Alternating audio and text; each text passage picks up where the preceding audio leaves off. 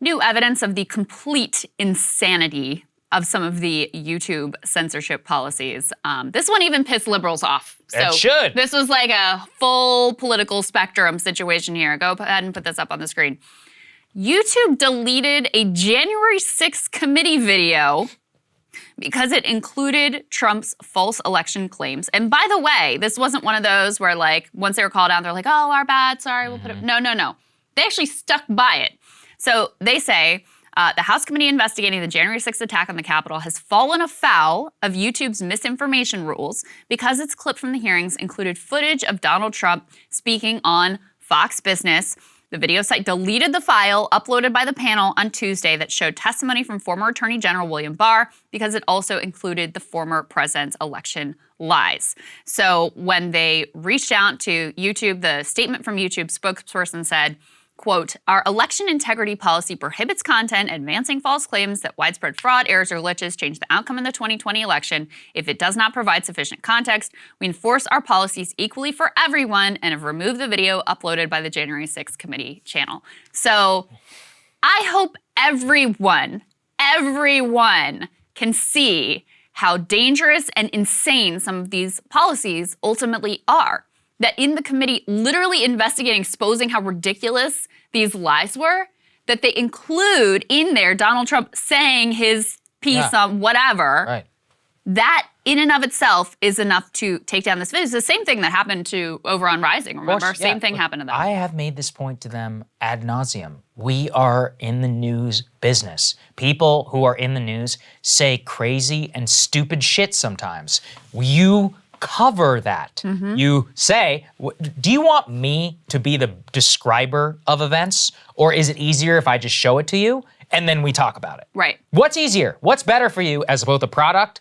And also, I've made this point to them as well, which is you're actually making it so that cable news, which doesn't rely on YouTube and doesn't have the same censorship regime, can give their viewers a superior experience on their platform versus us on the YouTube platform. It doesn't make any sense. Everybody who thinks the election was stolen or anybody even who might be swayed by that, it's happened, folks. A video on YouTube of Trump saying it is not going to do anything. If anything, the best way to debunk something, to talk about something, is to show it to you firsthand and be like, this is exactly what Trump says. Here's what's wrong, X, Y, and Z. You're not changing anybody's minds. You're instituting an arbitrary and idiotic censorship regime, which will only come back to hurt not just independent creators, but everybody who is trying to further public discussion. So I think it's completely ludicrous. That's not the only video they've taken down. They took that in a New York Post video. They took out videos of people who were being interviewed on January 6th. You don't think that that's not valuable? Like, okay, who are these people? Who are you? What motivated them? What did they think they were doing? All that. What do you actually think, that's right, dude? I forgot about What's that. going on? You know? I mean, why? It makes no sense. There are people on YouTube doing all kinds of stupid shit. Once again, fine, whatever. I mean, I just don't understand how this could be instituted on a political basis and how they can justify taking down, again, a US government-produced video. Like, it's not up to them to decide what's true, what's not, and all of this. This just shows how far out of step that they've actually gotten. Well, and they're also not honest about applying these standards evenly. There's actually a new piece at Jacobin, has a few quotes from yours truly, about YouTube censorship and specifically how it has come after the left to show that this truly isn't across the spectrum, or at least a sort of left-right dissident thing. Go ahead and put this Jacobin tear sheet up. This is by Branko Marcetic, who, by the way, we're having on Crystal Cow and Friends this week. The headline here is YouTube censorship is a threat to the left. He gives a number of really significant examples here, but one of them is Jordan Chariton, who, Status Coup, one of our partners here at Breaking Points. They were there on the ground at the January 6th riots and had interviews with Trump supporters, same thing, pushing back on them even about their claims and all of that. And so ultimately, YouTube censors a lot of their content from that day. But what really made it egregious is because they were there on the ground and they got this incredible footage, they licensed it to some mainstream news outlets. Those mainstream news outlets, they were allowed to keep the footage on their channel. It was just Jordan, the independent creator, who actually originated it. That's terrible. Yeah, exactly. Totally terrible. And the other thing that I think is really important to keep in mind, and this is Ryan Grimm talks about this as well, is that like, you know, instances like this removal of the January 6th thing, it actually in some ways is good for YouTube posturing towards the liberal audience of like, see, we're taking misinformation seriously and we're being responsible and we're doing it across the board. When a lot of the real action in terms of what gets seen and what doesn't get seen is at the algorithm level. And that's what we experience more than anything. I mean, seeing the difference between the way our videos are treated here now that we're independent versus when we were at the Hill, we still get great views. We're still really grateful for, you know, you guys, and we still have plenty of audience. But the videos that would go mega viral, million views, 2 million views or whatever, that just doesn't happen anymore. Yeah. And there's zero doubt that the decisions that are being made at the algorithmic level, there's a lot going on there. And then the other piece of it is what they do feed and what will get clicks all day long is like total conspiracy theory. Like anytime you're playing with that stuff, you know it's gonna go, they go mega viral. I mean, you see people who lean into that as a business model. So they get to posture as like, oh, we're taking misinformation seriously, while profiting off of pushing some of the most insane and dishonest conspiracy theories through their algorithmic choices. Yeah, what bothers me is there. just the double standard. And then also, you are not in the news business. It is not your job to decide what is true or not. It's up to people. And specifically, you should trust YouTube creators and your audience to not just be like, I watched a clip of Donald Trump saying the election was stolen, thus I believe it. That's not how people work. That's not how information gets spread around. Yeah. And look, you know, the fact that they can take down a government video and there's not actually even real outcry around this, I think it's totally nuts. It's like during COVID when they would take down testimony by legitimate doctors. Now it's extending to January. The election is gonna be a nightmare. How the hell are we supposed to do our jobs? Trump is probably gonna run for president. What are we supposed to, are you never gonna show you a Trump speech? You're gonna take down every Trump speech. Right. What are we supposed to do? Right. You know, it's like, well, look, luckily, that's why we have a podcast. That's why there's a lot of other different venues that you can watch this stuff, because we can't do our jobs properly otherwise. You know, we can't be self-censoring to give our audience a subpar product. I'm not gonna do it. Yeah, you know? no, that's exactly right. Some interesting battle lines being drawn in the culture war. So the Texas GOP state convention happened over the weekend. Now, at that convention that happened, the gay Republican group, the Log Cabin Republicans, applied in order to set up a booth in Fort Worth. Now, this is the Log Cabin Republicans of Fort Worth who wanted to set up this booth. Now, the booth permits are directly controlled by the Texas Republican Party leadership. They decided not to allow the Texas Log Cabin Republicans in order to have this booth. Now, this happened at the same time that the state GOP declined to remove a platform, a piece of their platform that called homosexuality an abomination, on pressure from the religious right within the Texas GOP. Now, though, it's actually becoming a national issue amongst the Trump campaign and for Republicans. So let's put this up there on the screen, because here you have the direct quote from Donald Trump Jr., and this was actually given directly to Breitbart, where Trump Jr. decries this, saying, quote, "The Texas GOP should focus its energy on fighting back against the radical Democrats and weak rhinos instead of canceling a group of gay conservatives who are standing with us in the breach." So obviously Trump himself is not weighing in, but Trump Jr., I think it's highly unusual that he would issue an endorsement or a statement without the approval of Trump. People forget this. Donald Trump was actually the first president ever elected in order to endorse gay marriage whenever he was sworn into the Oval Office. Not really something that appears in the battle lines. But the reason I thought this was interesting and worth covering is it kind of shows the barstool split that I've talked about in the past, which is that you have the evangelical right,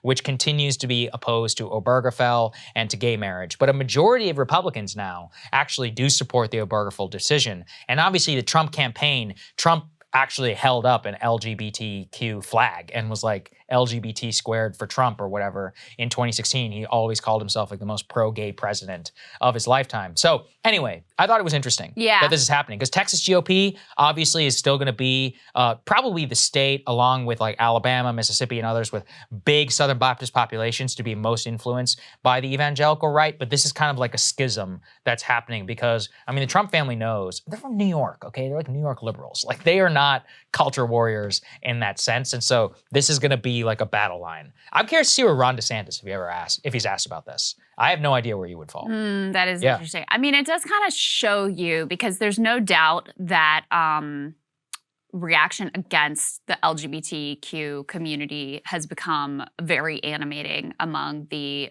I mean, it's always animating on the evangelical base, but also among the like hard right fringe. So like you saw those Patriot Front people showing up at a Pride event, getting arrested ultimately. There have been other stories about people showing up at like, gay bars and stuff like that. Obviously that's been codified in Florida and other places through the so-called Don't Say Gay law, which is meant to be, it's very vague.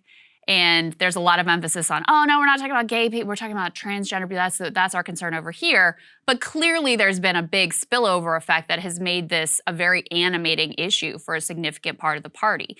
And so I think the party Donald Trump ran in 2016, where he could say, like, have the gay flag and run on gay marriage and all that stuff, I think that party is very different now. I think it's much harder to, kind of lean into those issues than it was now, because you've had the return of all this this groomer discourse, which was always used to make gay people, seem like they were deviant and like they were criminals and like they were preying on children.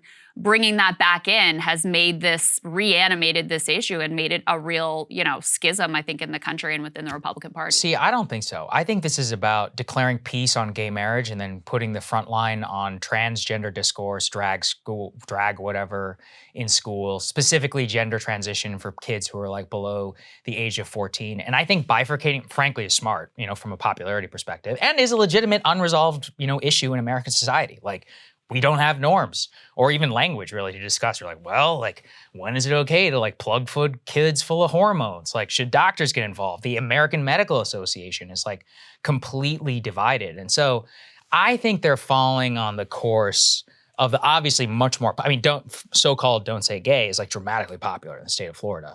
And I mean, even if you look at Texas and some of the moves that they're making, like the people of Texas are very much behind some of these new rules. And I mean, I even saw the New York Times, this is how I always know the center left is grappling with something, when they're like, yeah, doctors have a lot of questions about transition between the age of below the age of 14. Well, what they dig into is the debate within the community of people who care for transgender people over how long the process should be before young people like prepubescent are put on puberty blockers. So which is irreversible. It's not that's not true. Puberty blockers you can stop taking and then you go through puberty. They've been used. You're talking about hormones. Yes. Puberty blockers have been used for a long time in girls who have, I think they call it precocious puberty, where they have the onset of like menstruation, things like that, very early. And so they've been used for a long time in girls who have that issue. And then, once you stop taking the puberty blockers, it basically buys you some time to try to figure out what's going on. Or if you're in that instance, then you go through puberty at a more normal age. Hormones is a different story. Of course, surgery, is another story as well. And with puberty blockers, the part that's challenging is there isn't a lot of research about potential health impacts. So for example, there are questions about whether it can impact your fertility. There's questions about whether it impacts your bone density. And so the debate within the community of people who care for transgender people is about, okay, how long, what does that process look like before we say, okay, we feel confident that this is the right move for you and we feel like this is, a true expression of who you are and your identity and all. So that's where the debate lies. And I do think it's important to have those debates. And, there are transgender people and people who care for transgender people on both sides of those debates. So anyway, that's what's going on there. But you can see the way that this has been used in the Republican Party with massive spillover effects, where it's not just about like a question of, okay, do we do a 1-year evaluation or do we do a 2-year evaluation? It's really a pushback over the entire idea of, having people receive gender-affirming care. So in Texas, you have parents who are being criminalized for supporting their kids transitioning. You also have attempts to strip Medicaid funding from receiving gender-affirming care. And we know that care helps to prevent depression, suicidal ideation, and ultimately suicide. So That's within the transgender community. And then I just think it's undeniable that this doesn't just stay, however you feel about transgender people, this doesn't just stay there when you have people showing up at pride events and you have this groomer discourse coming back in, which has long been used to stigmatize everybody who is queer. So that's why you have the Texas GOP saying, hey, we can't have gay Republicans here at this. I mean, that's a sign that the party has regressed on those issues. I don't know if it's regressed. I think it's just staying put. I mean, in the Texas I grew up, they're being louder. They're being louder about it. I guess that's what I would say. It was probably always there. You're right. Pretty loud in the 90s. But I think that the new front specifically, and I was talking about hormones there, thank you for correcting me, not puberty blockers. The issue that I think a lot of parents see, and this comes to the groomer discourse, is when you do have the Michigan Attorney General saying we need drag in every school, which is insane. And you do see a general attempt at normalization of a lot of this discourse at the youngest levels of like 2 to 3-year-olds all the way up until kindergartens. That's where, look, it is undeniable that you see a massive increase, specifically amongst people who are mentally challenged or certified autistic, where you see a socialization of transgender ideology and gender ideology that you previously saw. I'm drawing on the work of Abigail Shrier, which you previously saw with anorexia and other social contagions of the 1990s. So then it comes down to, are you going to apply irreversible hormones and surgery to what could be a social contagion?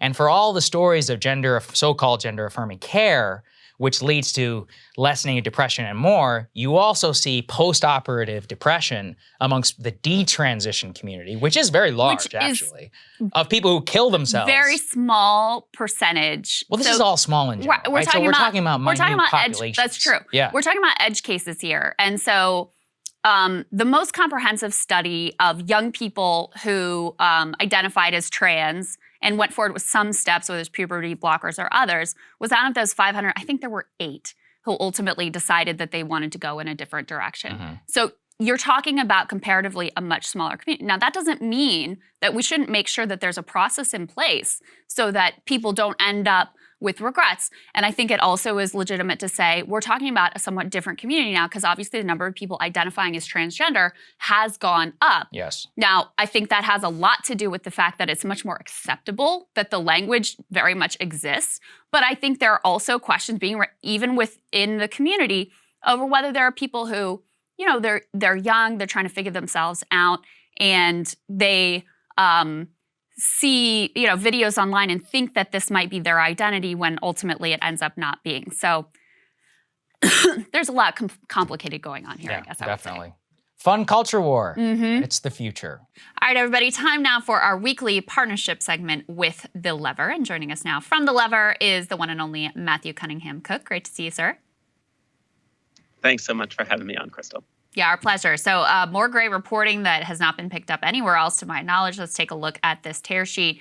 You say that Biden has tapped an anti-Social Security ideologue to oversee the program. Biden nominated Andrew Biggs, a think tank denizen with a history of slamming Social Security, to oversee government retirement benefits for 66 million Americans. What do we need to know? Yeah, I mean, it's for a Republican seat. So I think that's worth clarifying. So this is a joint thing between Senate Republicans and Joe Biden.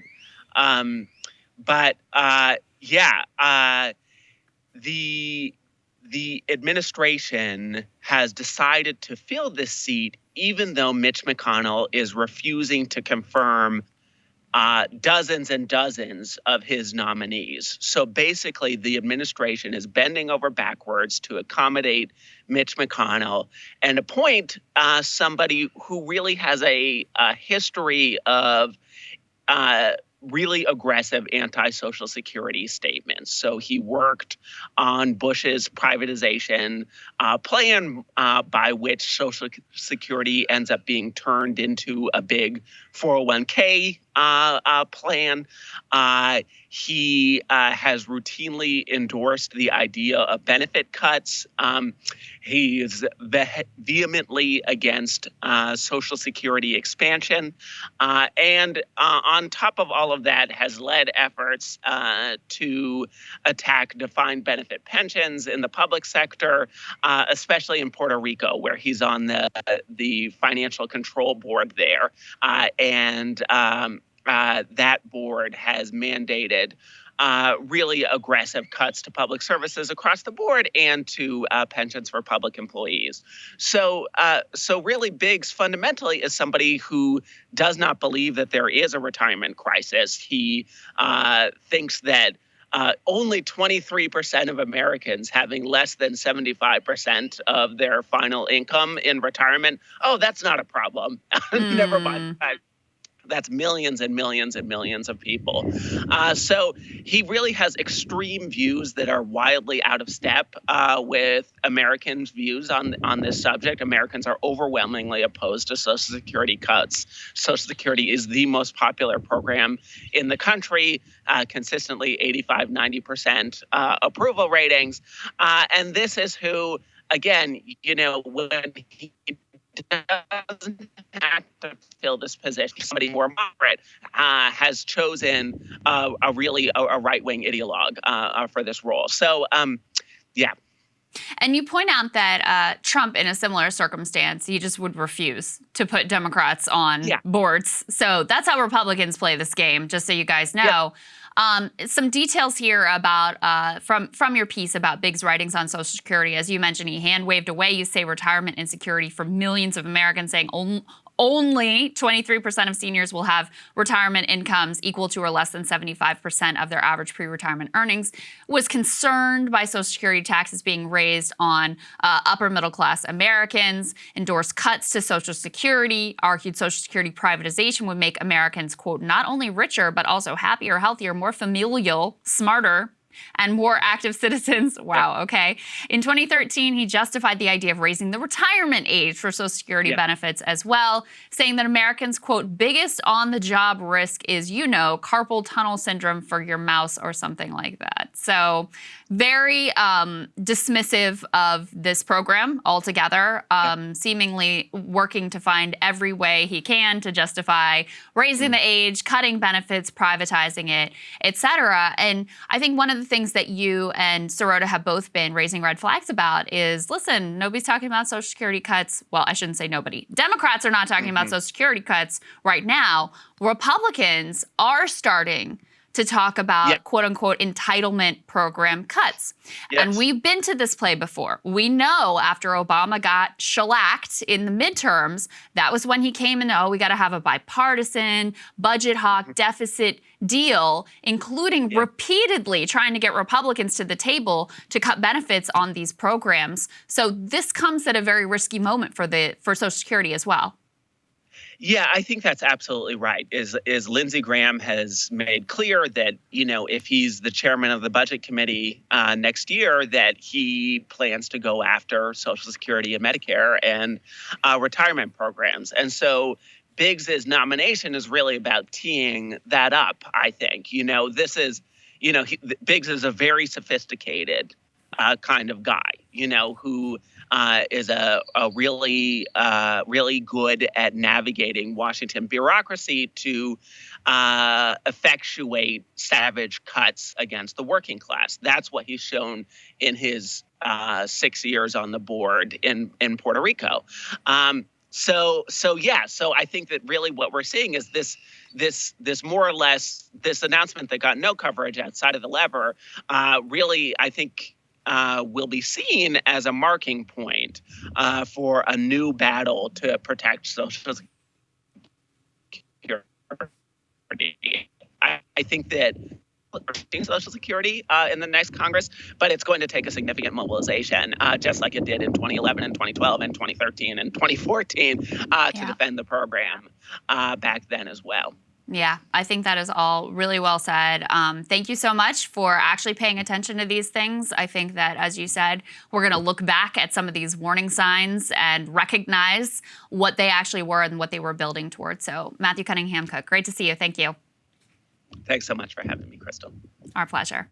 Andrew Gillum, who ran for governor of Florida against Ron DeSantis, narrowly losing, had long been seen as sort of like a rising star in the party. He had a star turn on CNN. He was actually a regular guest on Real Time with Bill Maher. He has now officially been indicted on a number of charges. Let's go ahead and put this tear sheet up on the screen. This is before the indictment actually came through. Now this morning we have confirmation the indictment has come down, but this says Andrew Gillum, DeSantis' 2018 opponent, indicted for wire fraud and false statements. I'll give you the details of what he is accused of, and of course he and his lawyers deny any wrongdoing. It says, according to the indictment, the FBI began to sniff out the alleged scheme of Gillum and another individual's last name is Letman Hicks back in 2016 when he was mayor. Undercover agents investigating corruption in the city he was mayor of were steered to him. The two together allegedly used his position as mayor, as a progressive activist, and then as a top candidate for governor to skim money from a variety of individual donors and nonprofits, fraudulently pretending to perform voter outreach or to fight for local government rights while pocketing the cash, even after his campaign for governor ended. His decision to resign from his job at the liberal group People for the American Way in early 2017 really hurt him financially. He couldn't afford to forgo that $122,000 a year salary. So according to the indictment, he and this other individual, Letman Hicks, then arranged for money to flow through her communications business, which then paid him as an employee or as a contractor. So they were collecting these funds under, other auspices, claiming it was going to other things, and then to be funneled through her firm and go to Andrew Gillum.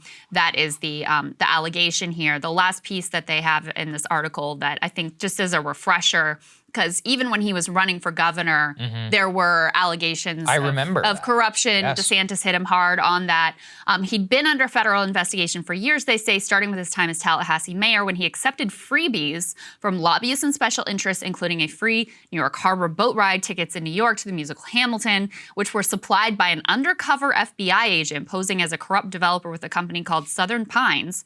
Gillum wasn't charged in that scheme, but he did agree to pay a $5,000 state ethics fine for improperly accepting gifts. So that was sort of the spark of this investigation. And then according to the indictment, which is quite serious, and by the way, the crimes he's accused of, and it's like 21 counts, carry maximum penalties of many years in prison, 20 years in prison. So these are very, very serious charges that he's facing at this point. Oh, this is really crazy, Crystal, because this guy came 32,000 votes away from being the governor. I mean, he lost by only 0.4% of the vote. I don't know if people remember that, 2018. And he's at a massive, he was also a star, or was considered one, until a sex scandal in March of 2020. So, look, I think, on a personal level, it seems like everything is falling apart. Yeah. He says he was abusing alcohol, but at the same time, these charges stem from 2016 to 2019. Clearly when he was both living like in a closeted life and also engaging in some pretty sketchy behavior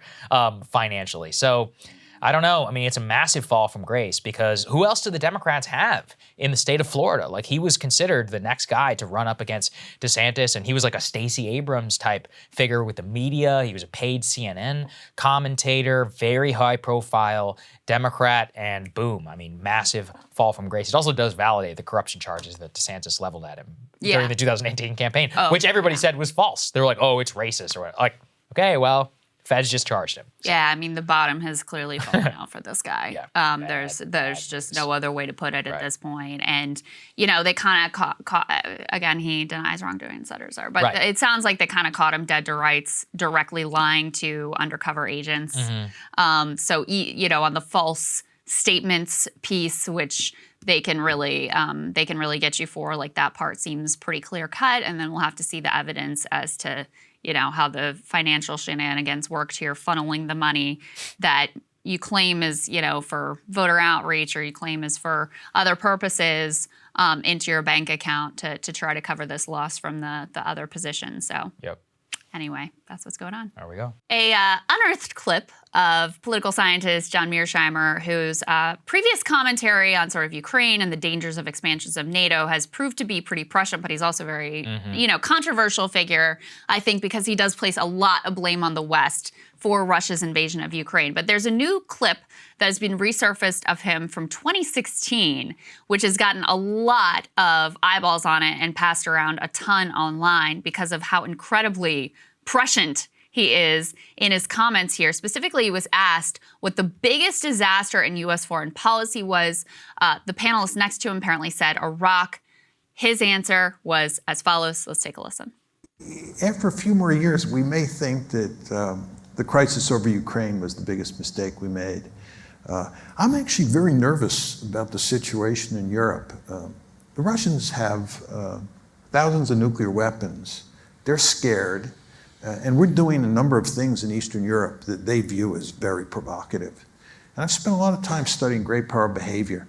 And great powers tend to be paranoid. You cannot underestimate how scared they get. And when you take a country like Russia that has a sense of vulnerability, and you begin to push them towards the ledge, you get in their face, you're asking for trouble. Right? It's possible that they might use those nuclear weapons.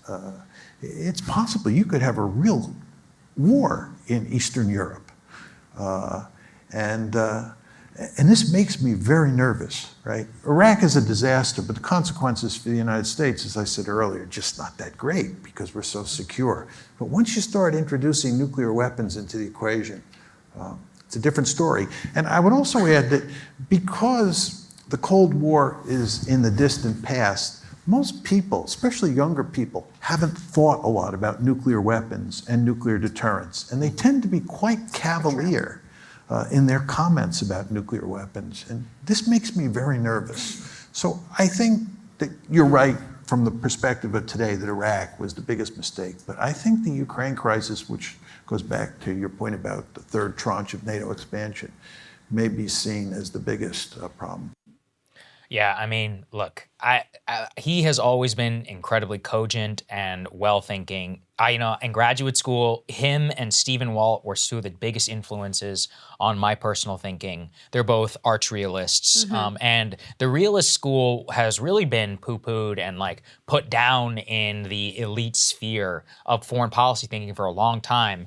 The dominant thinking while I was in school that came to rise with Trump and the end of the Obama administration was Samantha Power kind of responsibility to protect called R2P, like America is this great moral power and must act through this humanitarian impulse, not just humanitarian, but should put values over national interests. And Walt's essay, I actually just pulled it up because it had such a massive impact on me at the time. He wrote it in Foreign Policy. It's called Would You Die for That Country? Why the United States Needs to Think Twice Before Calling Ukraine an Ally, and was specifically about what it really means to have an ally, what NATO membership, expansion towards the East. I'd never really considered that. And then the more I studied Russian history, I'm like, these are paranoid people, not the people specifically, but the leaders of that country. They all kind of lead in the same direction. They tend to invade their neighbors a lot. They also deeply feel insecure relative to their status in the West. They kind of really are their own culture, feeling besieged, not unfairly sometimes, for a long time. And the worst possible thing you could do is antagonize that country and induce a nuclear exchange, because that's probably the place where it would be the most likely to outbreak. And then relative to our interests, trade interests, and more, I mean, look, it's outside of the oil market, this is not even close to 10% of the world GDP. So, yeah, I think there are a lot of things that were interesting in there. I mean, where I think I dissent from Mearsheimer is his formulation is this is inevitable. X plus Y equals this. And, I think that can have the impact of taking away responsibility from bad actors like Putin and, and laying the blame exclusively on the West, even though we've talked about the way that what we did in expanding NATO and some of our other actions made this outcome not inevitable, but made it predictable. There were warning signs there that, we should have heeded the words of Mearsheimer and others who were raising concerns at the time. It stood out to me, his comment that great powers tend to be paranoid, which I think is true, because a lot of people say, it's ridiculous that the idea that we're going to that NATO represents some threat to Russia in the current day. But, if the shoe were on the other foot, and we were looking at this, expansionist China or Russia, whoever it was, coming closer and closer to our borders, how do you think we would feel about it, regardless of what they were telling and their assurances that they were giving us publicly? So that's one. I would dissent from the idea that Iraq was really no big deal for the United States of America, because to be fair, he is talking on the grand strategic. Yes, I get it, but I just want to put that out there. Obviously, Iraq was a total and complete disaster, and I think part of how we end up in the place we are now, where we've had so little investment, we're so unprepared, and our country has, been pulled apart by the media, and a lot of those things go back to Iraq, and also the way that we completely upended the Middle East and created a disastrous security situation there as well. But the other part that I thought was really notable and extremely prescient was what he said about the cavalier attitude towards nuclear weapons.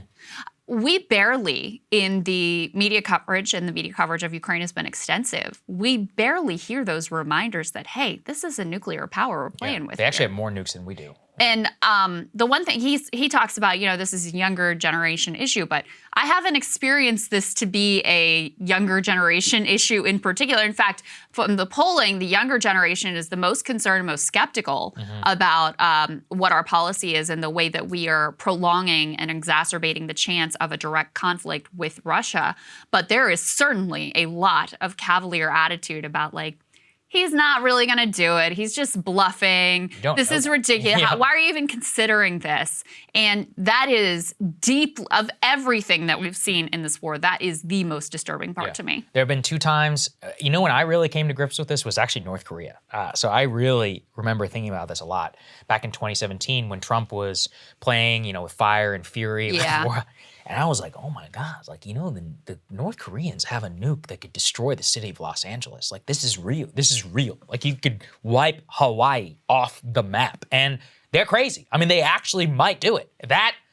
Imagine what the world would have looked like. It would have been like a World War I style event. And we were close. We were a lot closer than people like to remember. Thankfully, Trump, turned on a dime and decided to meet Kim, which I still think is one of the best things that he did as president. I wish Biden would go meet him, actually, because Kim is, definitely feeling aggrieved and thinking about doing some more destabilizing stuff in the region. So anyway, the second time has been Ukraine, and things are fine now, but you never know. All it takes is one thing. And a week later, consider the Cuban Missile Crisis. John F. Kennedy woke up one day and found out that there were nuclear weapons or nearly operational nuclear weapons in Cuba. 5 days later, the world was on the brink of a nuclear catastrophe. And 13 days later, the crisis was resolved. And as Robert McNamara, the Secretary of Defense, has said, it was luck that saved us from a full-blown nuclear war. He was like, Kennedy was rational, Khrushchev was rational, and at the end of the day, it was luck that saved us from a full nuclear exchange. So, I don't want to put the odds on luck for the next one. Yeah, and let's not hand wave away the possibility of nuclear war. All right, guys, thanks so much for watching. More for you later.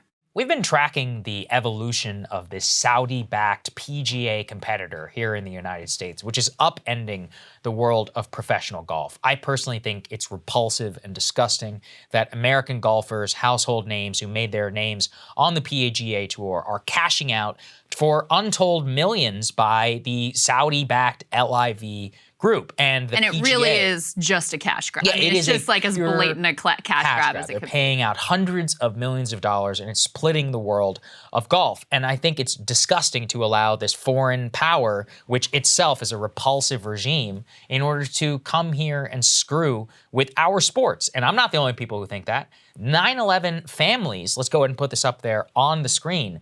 A group of nearly 2,500 survivors of family members killed or injured on the terrorist attacks in 9/11 are writing an open letter to the PGA Tour, members who have stayed away from LIV Golf Invitational, thanking them for remaining loyal to the tour and not joining the Saudi-backed investment fund-backed golf tour. And I think that this really does show you that we need to make it stark and have these athletes pay a public price for publicly selling out their. And look, I'm not saying the PGA is the best. I don't even watch golf. From what I understand, they've screwed around with them. I get it, okay? But at the same time, going and taking Saudi blood money is not the answer. Yeah. And that's what these people are doing, you know? We're talking about major stars in the golf world who are destroying the sport and doing so with our adversary and also really not paying any price. I mean, I've personally been disgusted. I don't think the sports media is really doing a good enough job here. They seem tepid in kind of criticizing this. This is a real political scandal. And I think people in the golf world who at least I've spoken to so far are like, hey, this is bullshit. Like this is not only not fair, they're corrupting it, but we can't have this. I mean, if this was a China-backed league, I'd be saying the exact same thing. So Kyle is he's a big golf obsessed fan. with golf. So I have learned more about golf in the past year than I have ever expected to know in my entire life. And he believes this is a really good crush the PGA. Yeah, I mean, it's that much of a threat.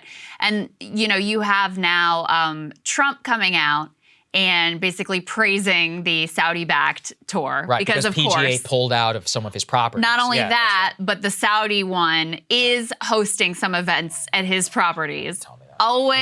Always about the bottom line for this dude. But it is also a reminder of how cozy he was with them during the administration. There was all this media focus on like his relationship with Russia and all of that. When, as Ken Klippenstein always told me, like, no, the real story was about the corruption with regards to the Gulf states, Saudi, UAE, et cetera. So yeah, I mean, it's par for the course, you might say. See what I did there? So embarrassing. Nice.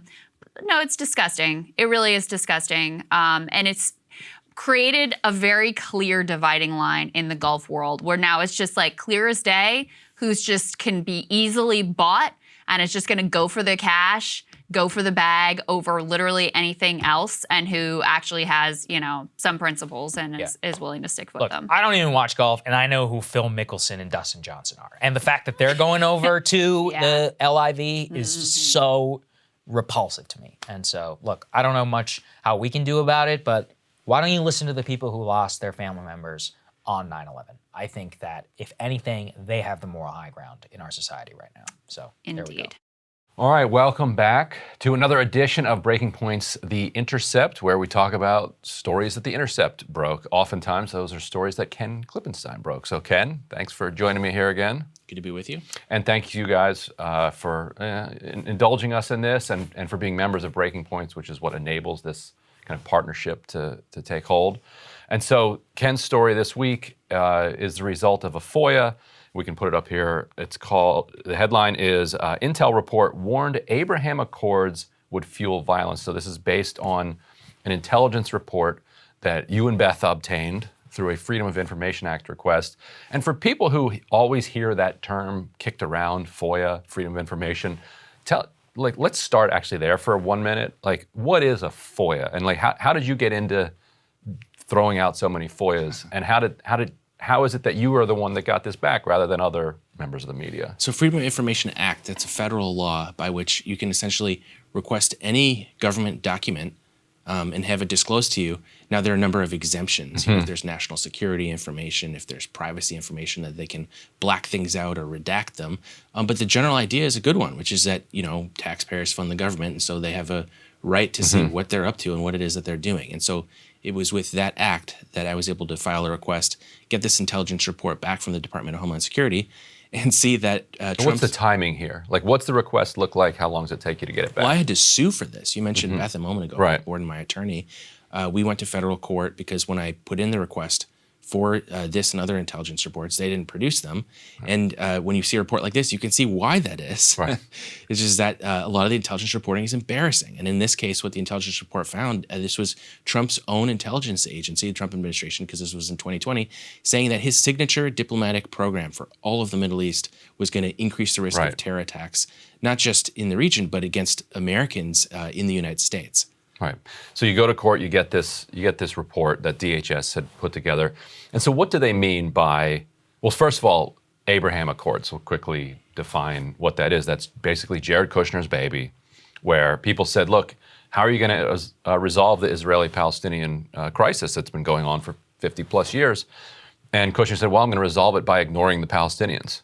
I'm just going to cut a deal that's basically a business deal between Saudi Arabia, Bahrain, UAE, and Israel. Well, what about the Palestinians? Well, don't worry about the Palestinians.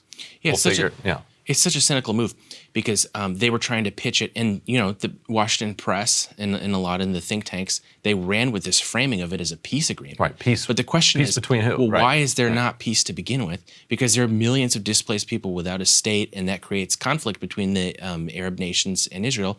And I would say that's probably a good reason for a conflict. Like, it's not a good reason for, terrorism, but it's like a good reason for there to be a disagreement and a need for a solution. Geopolitical conflict is going to be created by an illegal occupation that goes on for 50 plus years, right?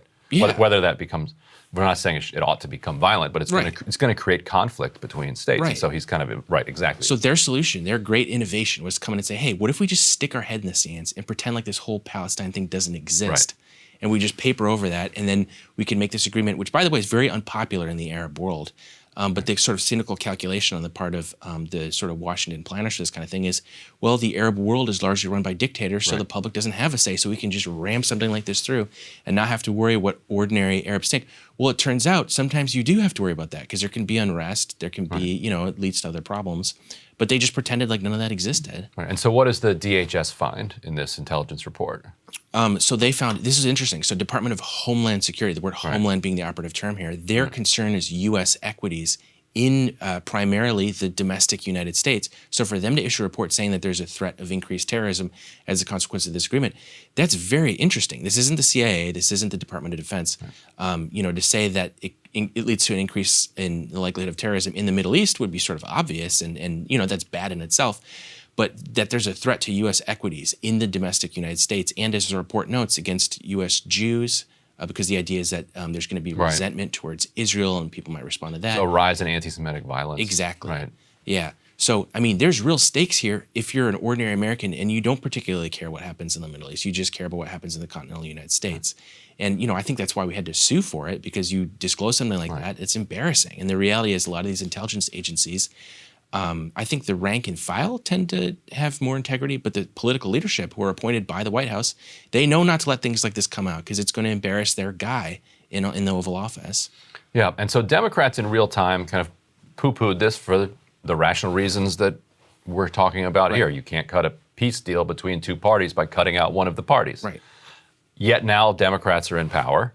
And what is the Biden administration's posture now towards the quote-unquote Abraham Accords? They're trying to do exactly the same thing that the Trump administration did. In fact, even worse, because they're trying to let Saudi Arabia into the normalization. If you look at the normalization deal that President Trump and his administration pursued, it was primarily between Israel, Bahrain, and the UAE. But when you add Saudi, I was interviewing for this story Trita Parsi, a very good expert at the Quincy Institute. He said Saudi Arabia was always the prize because it's, first of all, a far bigger nation in terms of population. They have a much much bigger oil reserve, so geopolitically they're more powerful. And crucially, they are the keeper of the most holy sites in Islam. And so the idea is that if they bury the hatchet with Israel, normalize relations, they can just totally forget about the Palestinian problem because this is the most powerful Arab state that's saying things are fine. We're going to reinstate.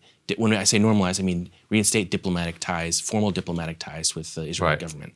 And to show that the Biden administration understands what the DHS was saying here, fundamentally, there's been recent reporting that in the lead up to his coming trip to Israel, which will also involve a trip to Riyadh as well, that the Biden administration has asked the Israelis, basically, don't do anything crazy between now and the time that we meet, because it will be thoroughly embarrassing if you say break ground on brand new settlement projects, if there's video of you demolishing Palestinian homes, or if you shoot a journalist who's very famous and respected in the country. Right. So now the definition of crazy is in the eye of the beholder. So it's not as if all of the illegal activity is going to halt overnight. But what is it?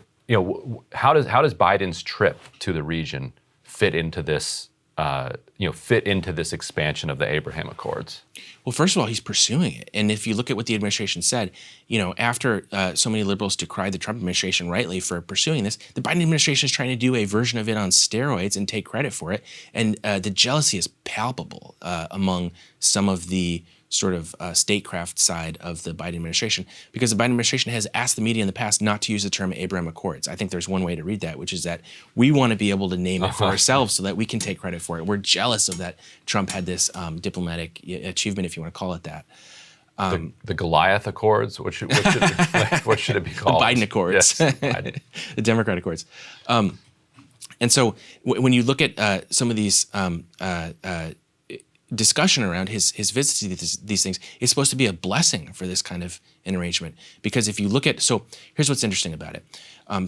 Something like reinstating diplomatic ties with Israel between Saudi, where domestically, again, it's going to be very unpopular, including among, religious orders that have power within the country and could conceivably pose some sort of threat to Mohammed bin Salman, the crown prince. The question is, well, what are the Saudis getting out of it? And that's what's really scary, because we are now seeing reporting in Axios and other outlets suggesting that in exchange for this, the Biden administration is willing to give them certain security guarantees by which they can request U.S. military power, U.S. tax dollar backed equipment and military support to come to their aid in whatever it is that they request. And so the U.S. is going to be on the hook to basically remunerate them for this deal that is intensely unpopular in the Arab world. So in addition to the threat of terror attacks against the U.S., that's a whole nother factor that I think shows that there's going to be a cost imposed on the U.S. in exchange for this.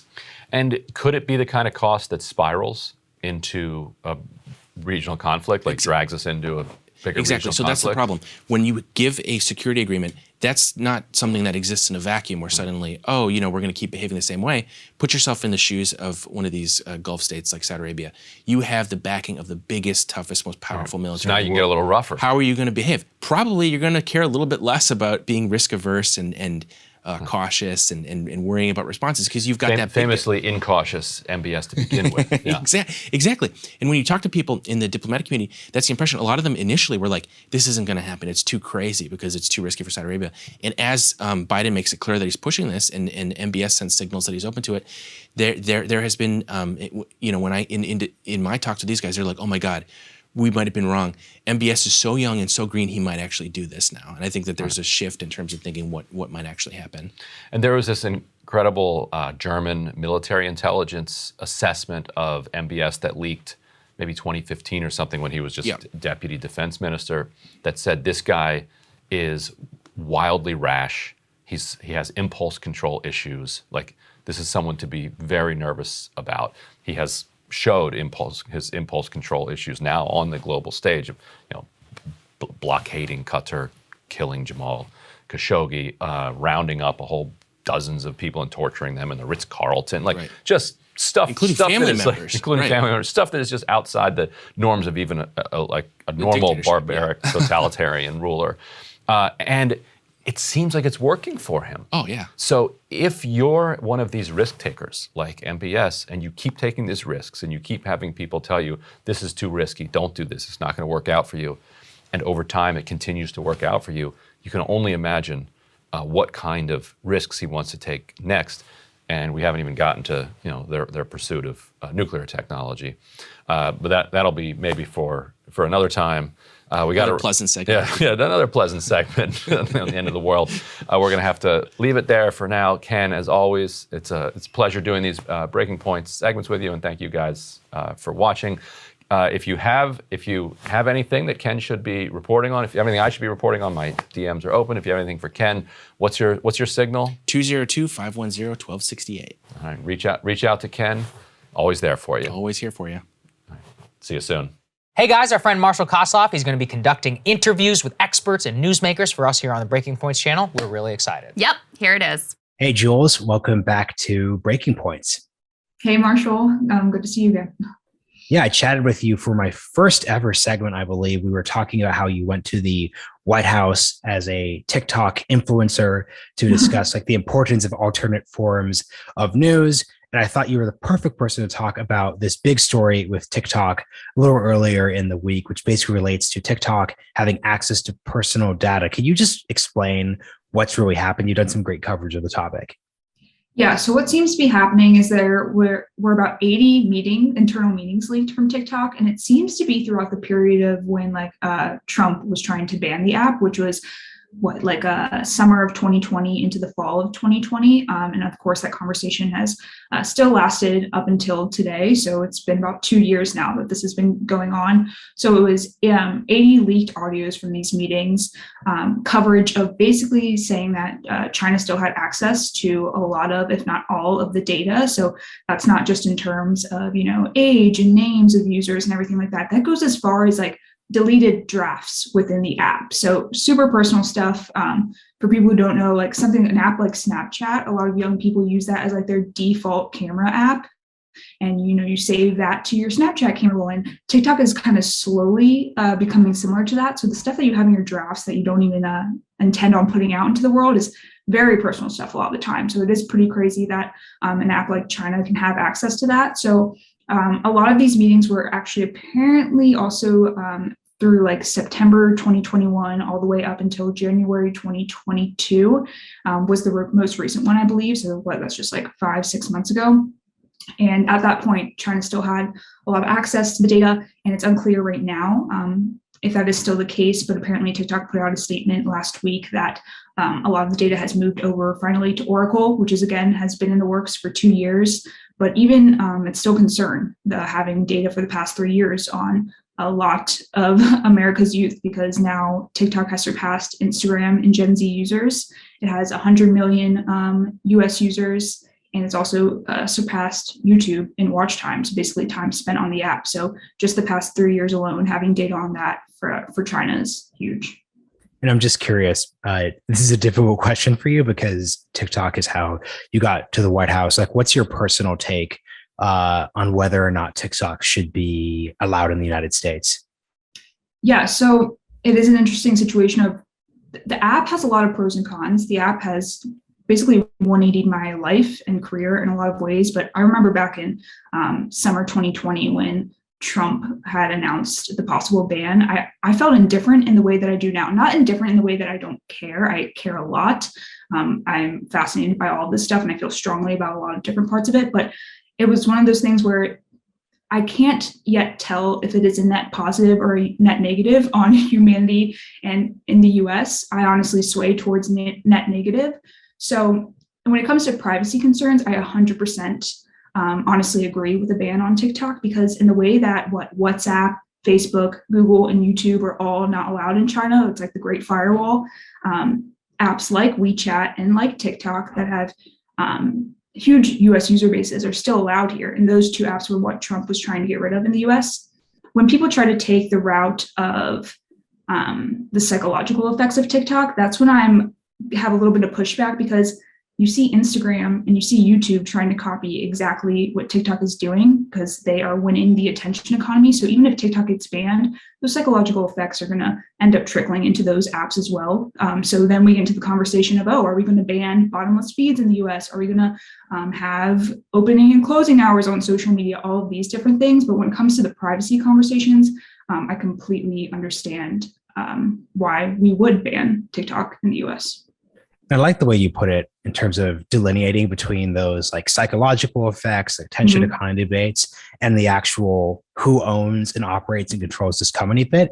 Because something that you see people say all the time is wait a second, Facebook does all sorts of things too. Yeah. So does whatever Microsoft's owned by, Snapchat. The key difference though is that these are largely speaking American companies. I know they're global companies, but they're also American companies and are subject to US laws. So for example, if we don't like what's being done with the data privacy, with the opening and closing hours, all those different bits, you can pass laws affecting that. With TikTok, that's different. So I think it's just really important to like explain the difference there and just answer. I get why people kind of bring it up because it doesn't seem to make any sense, but there's just a difference in accountability here. Oh, 100%. And, TikTok in China, the relationship that the app in China is called Douyin. Of course, like they have a different app than we have. Like we're not seeing the Chinese users' content. But what's been interesting in TikTok in China, they have 4 different things that they're using to target their youth. It's called youth mode. They have opening and closing hours on TikTok in China for people under 16, I believe. It's like 10 p.m. to 6 a.m. No one is allowed to access the app. So it's kind of this collective experience. So kids don't experience FOMO together. There is a 5-second pause between every few videos to like get kids out of that hypnosis. There is within the algorithm, they purposely put in like edutainment STEM content, while in the US, the algorithm is very much a reflection of like your subconscious, basically. Whatever you're giving the most watch time to is exactly what you're being fed.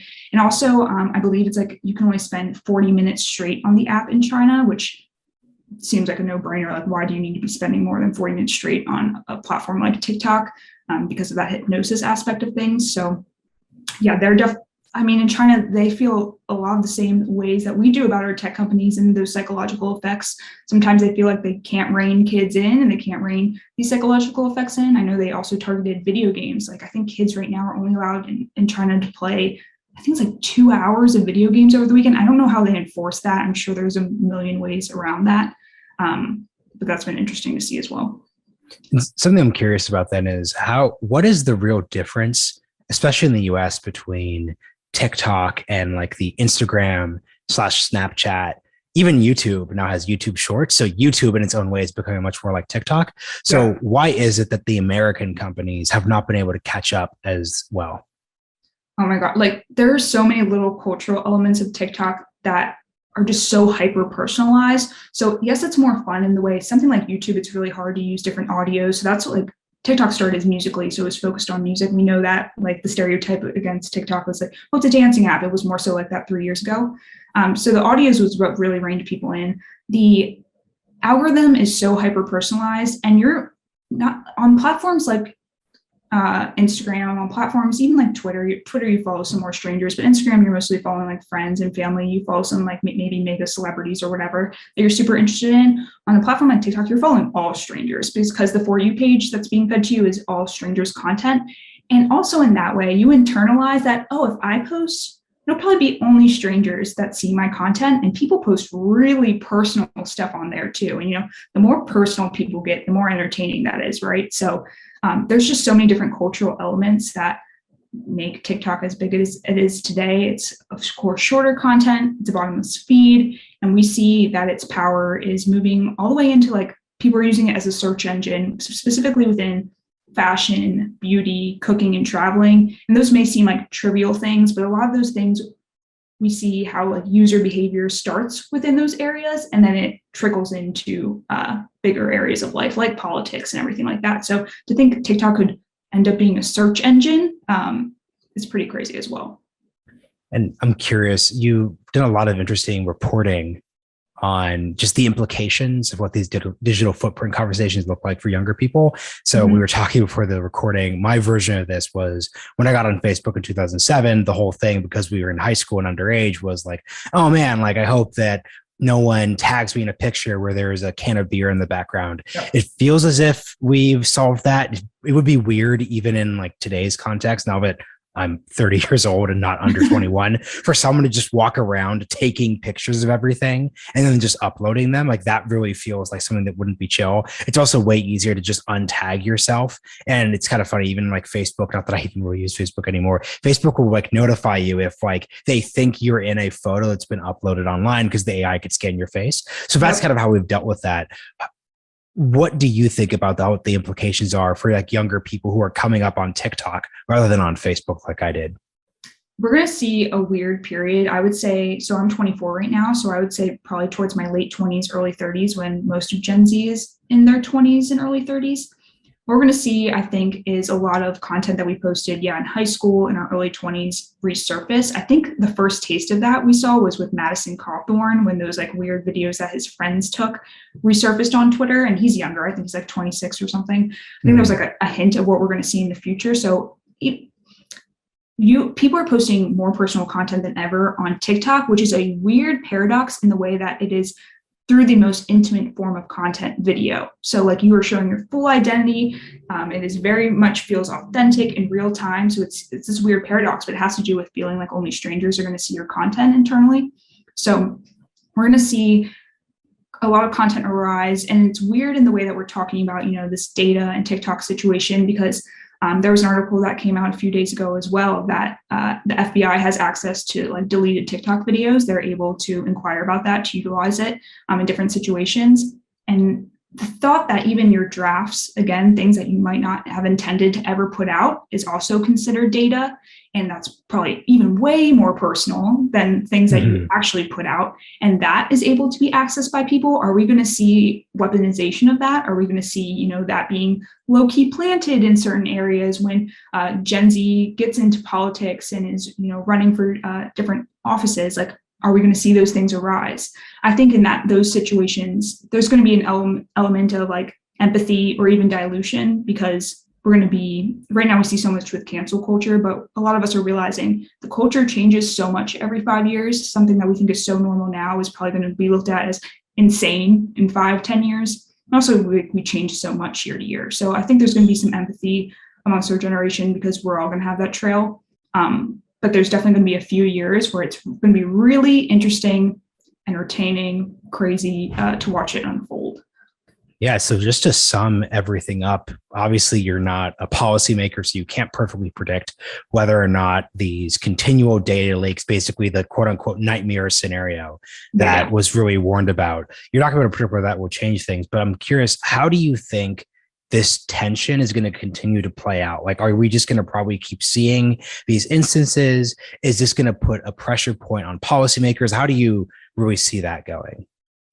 I do think it's going to be something that we just like have to go through and push through. And it's going to be something I think the generation under us, what was like Gen Alpha, and even our kids are going to value privacy a lot more, because watching that type of stuff unfold, I would hope that would be the like ideal scenario.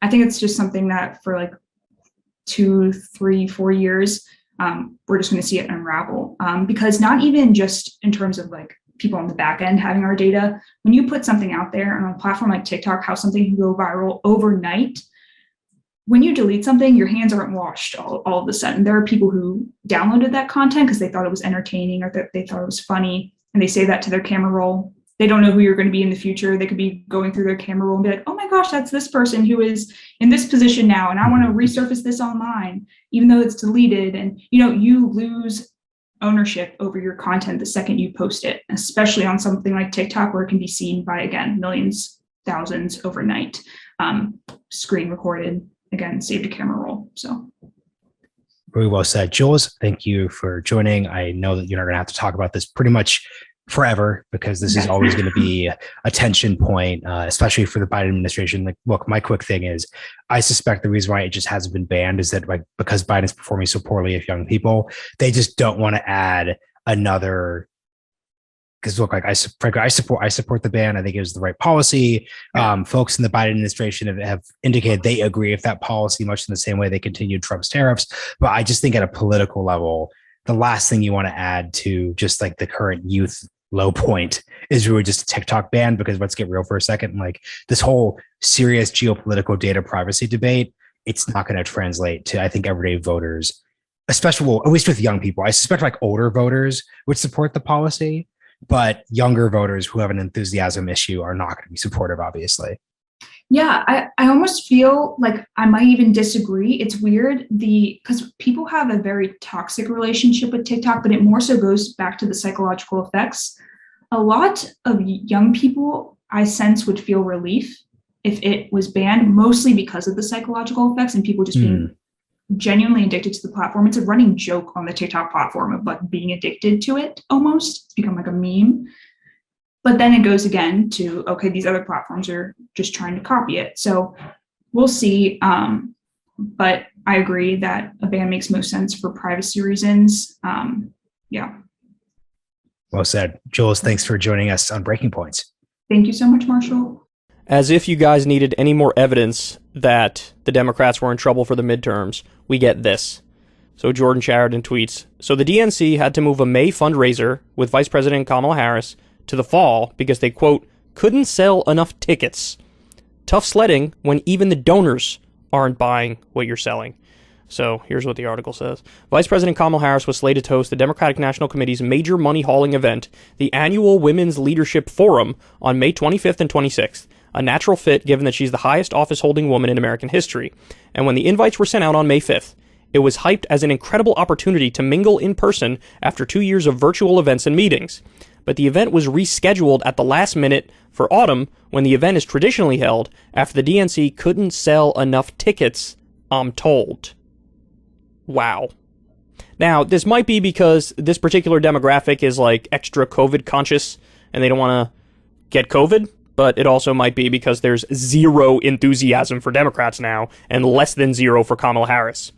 Tickets for the event start at $250 per head for general admission, and the much coveted photo line slots start at $15,000 and top off at $50,000. The highest tier tickets in particular weren't moving quickly enough, and the organizers needed more time to build interest.